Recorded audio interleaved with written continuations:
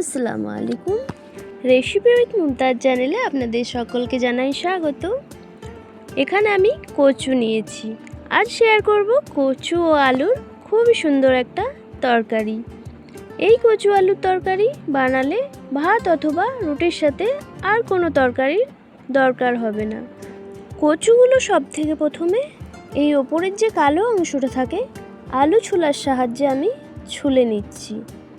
ওপরের যে ছালটা আমি ছুলে নিয়েছি, সব এক এক করে একইভাবে পরিষ্কার করে নেব।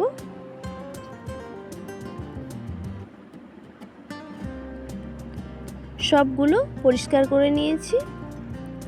এবার এই কচুগুলোকে কেটে নিতে হবে। এখানে একটা পাত্রে জল নিয়েছি, কেটে এই জলের মধ্যে আমি রাখবো কচুগুলোকে। এইভাবে আমি দেখুন কেটে নিয়েছি। সাথে আমি আলুগুলোকেও সেমভাবে কেটে নিয়েছি।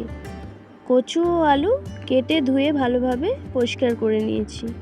তারপর কড়াইতে তেল গরম হতে দিয়েছিলাম। দুটো পেঁয়াজ আমি কেটে নিয়েছিলাম মিডিয়াম সাইজের। পেঁয়াজটাকে লাল লাল করে ভেজে নেব। কিছুক্ষণ নাড়াচাড়া করে ভেজে নিতে হবে। কালারটা হালকা চেঞ্জ হয়ে আসলে কচু আর আলু দুটোই দিয়ে দেব তেলের মধ্যে। দিয়ে নাড়াচাড়া করে কচু ও আলু দুটোই ভেজে নিতে হবে। কিছুক্ষণ নাড়াচাড়া করে কচু ও আলু দুটোই ভেজে নেব, সাথে থাকুন।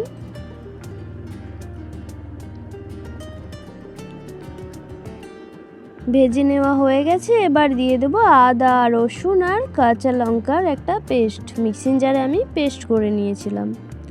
পরিমাণ মতো মশলাগুলো সব দেবেন। স্বাদ মতো লবণ, 2 টেবিল চামচ হলুদ গুঁড়ো, 2 টেবিল চামচ জিরে গুঁড়ো, আর দেব 2 টেবিল চামচ ধনে গুঁড়ো। আর কালারের জন্য দিয়ে দেব একটু কাশ্মীরি লঙ্কার গুঁড়ো 1 টেবিল চামচ। দিয়ে অল্প পরিমাণ জল দিয়ে ভালোভাবে মশলাটাকে কষিয়ে নেব কচু ও আলুর সাথে। ভালোভাবে আমি মশলাটাকে কষিয়ে নিচ্ছি।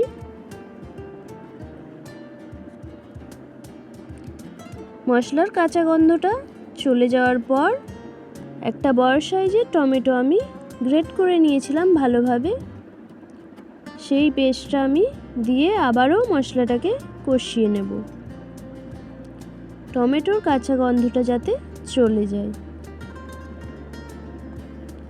গ্যাসের ফ্লেমটা হাই রেখেই মশলাগুলোকে ভালোভাবে কষিয়ে নিতে হবে। তারপর দিয়ে দিতে হবে পরিমাণ মতো জল।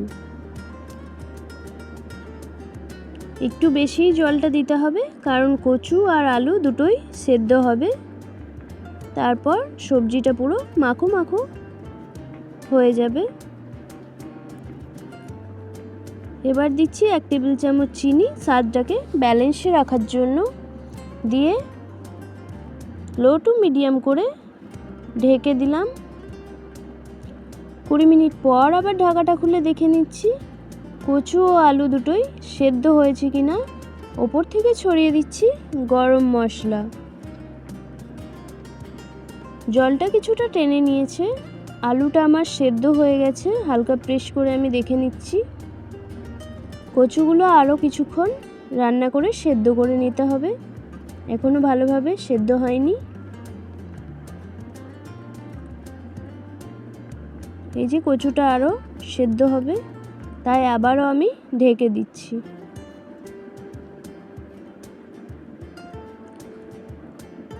এবার ঢাকাটা খুলে দেখে নিচ্ছি 10 মিনিট পর জলটা অনেকটাই টেনে গেছে, মাখো মাখো টাইপের হয়ে গেছে। তরকারিটা খুব সুন্দরভাবে কচু ও আলু দুটোই সেদ্ধ হয়ে গেছে। হালকা প্রেস করলেই বোঝা যাচ্ছে। এইভাবে কচু ও আলুর তরকারি অবশ্যই একবার বাড়িতে বানিয়ে দেখুন। দুপুরে ভাতের সাথে অথবা রাত্রে রুটির সাথে, দুটোর সাথেই শেয়ার করতে পারবেন। আর আমার রেসিপিটি কেমন লেগেছে আমাকে কমেন্ট বক্সে অবশ্যই জানাবেন। আমার চ্যানেলে নতুন হয়ে থাকলে চ্যানেলটিকে সাবস্ক্রাইব করে পাশে থাকা বেল আইকনটি অবশ্যই প্রেস করে দেবেন। আরও নতুন নতুন রেসিপির জন্য সবথেকে প্রথমে আপনার কাছে চলে যাবে আমার নতুন রেসিপি। আজকের জন্য এখানেই শেষ করছি। আল্লাহ হাফিজ।